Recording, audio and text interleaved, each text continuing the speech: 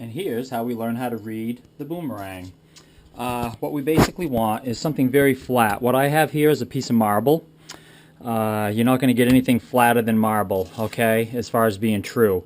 You can do this test on your countertop, your kitchen table, whatever you have that is the flattest area in your house. And make sure that it is flat, because sometimes it's deceiving.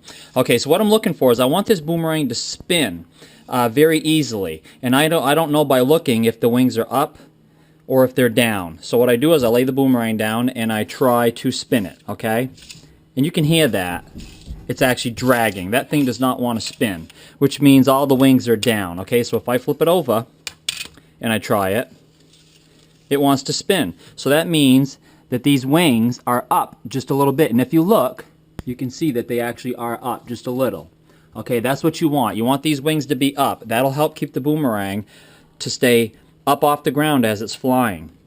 If you build it the other way, it's going to crash into the ground as it's flying around. So once we determine the top, which we've decided that this is the top side of our boomerang, I'm going to turn it over and I'm going to put a B at the end of one of the wings so that we know before we go anywhere else that this is the bottom.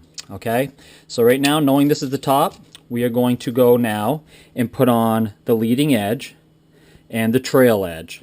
Every single wing has a leading edge and a trail edge, and it's the same on every wing, leading and trailing. Okay, so we'll show you that next.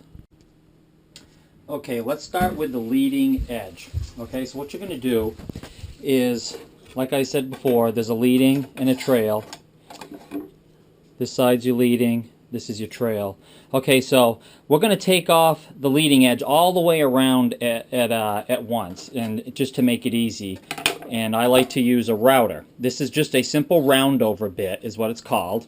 And you turn the boomerang face side down on your router, bottom side up, and run it around your router.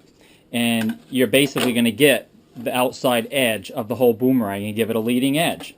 Now if you don't have a router, you can use a sander like this here. Okay, you're basically just going to rub it up and down that leading edge until it's just rounded over.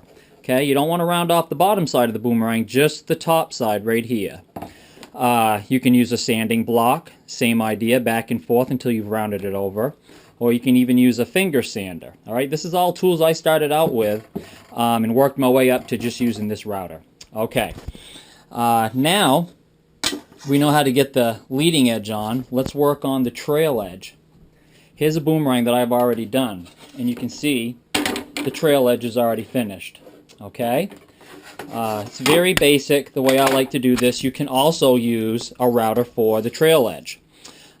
This is a 45 degree, and same idea. You're basically turning it back onto its top side, so the bottom side's up, and you're going to run it along the router until you hit approximately this section here, and then you just kind of taper away. And as you can see, I go all the way till I hit just the curve and then I stop. I haven't actually used that bit in a long time. I still, to this day, like to use my belt sander. Okay, so this is basically how you're going to use your belt sander. While the belt sander is running, top side of the boomerang, you can see the airfoil. I'm going to flip it down. And you're going to just hold the boomerang here while it's running. You can see right down in here about how much wood is being taken off. You don't want to bring it down to make it a sharp edge. That should never be a sharp edge. You should always have, I would say, 3 to 4 layers of wood still there if you're using 10 ply. Okay, and you should be using the 10 ply because that's what's needed to make these boomerangs actually return the way you want. So basically with the machine running, you're going to hold the boomerang down to the sanding pad and let it run. Okay, hold it down and lift it. And look at the boomerang and make sure you're not taking off too much material. You're only going to want to come across the boomerang as far as I did here, okay? And that's about a little over ½ an inch across.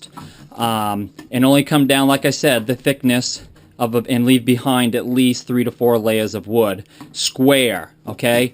Do not round off this edge, okay? Leave it squared off, all right? And you can see my edges are a little bit rough through here. It's because I did use that router bit a long time ago, and now I still need to come back on here and make it nice and smooth. Okay, so basically that's it for that part of it. And when I finish this airfoil here, I do like to come over here after and take my sanding block and I go around the whole top side of the boomerang, make sure there's no imperfections, and that's basically it as far as the building process. Next we'll go into showing you how to protect your boomerang after you've built it.